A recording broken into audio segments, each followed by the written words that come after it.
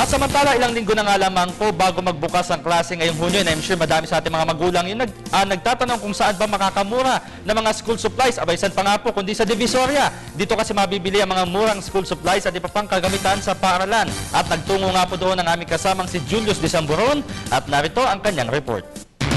Mahigit isang linggo bago ang pasukan, nagsisimula ng dumagsa ang ating mga kababayan sa Divisoria para mamili ng mga school supplies. Ayon sa mga nagtitinda, bagamat matumal ay hindi pa naman nagtataas ang presyo ng mga ito. Tingin nila, nagtitipid na ang ilang mamimili o kaya ginagamit ang mga supplies na hindi gaanong nagamit nitong nakaraang school year. Bili sila, isang bilihan na lang para mas nakakamura sila, yung maramihan.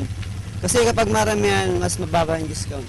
Naglibot kami sa iba't ibang stall dito para ikumpara at alamin ang mga presyo. Ang spring notebook ay nagkakahalaga ng 8 piso kada piraso, samantalang ang nakatahi naman ay 9 piso. Sa writing pads, nagkakahalaga ng 6 hanggang 10 piso. Sa crayons na 8 piraso, 25 pesos. At ang 16 na piraso ay 45 pesos. Parehas naman 5 hanggang 6 na piso ang lapis at ballpen. Sa clear book naman ay 50 hanggang 65 piso. Samantalang sa pencil case ay 35 hanggang 100 piso. Dapat nito po, ubus na kami dapat ngayon. 2 weeks. Ano ko namin yan, 2 weeks to 1 week, dapat pasok na po na ngayon, wala. Lahat pa, nakatawa na habol namin. May ilang nagtitinda ng tingian pero ang karamihan ay namimili ng maramihan. Karamihan sa mga namimili ng pakyawan ay mga supplier din na bumibili upang itinda sa mga probinsya.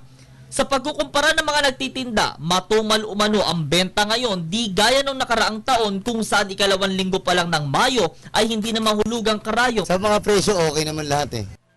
Mure. Siyempre sa Divisoria, yung 3,000 mo, marami ka na mabibili, kompleto na. Pagka sa mall, mga 3,000 mo, magiging 5,000, ganun. Hindi pa kompleto. Kaya mas okay pa rin sa Divisoria. Magtatagalan sa init. Naabutan namin si Nanay Belen na maagang namimili ng gamit pang eskwela para hindi siya maabala at maipit sa dagsa ng tao sa susunod na linggo na magra-rush shopping. 1,000 piso ang budget niya at ang naggastos lamang niya ay 670 pesos.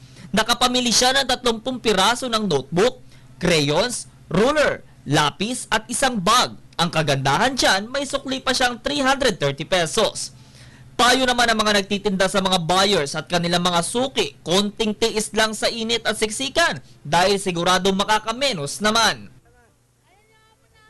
Sa ganito kadami at kadagsang lugar gaya ng Divisoria, pinapaalalahanan natin ang ating mga kababayan na huwag nang magdala o masuot ng mga mamahaling bagay para iwas nakaw.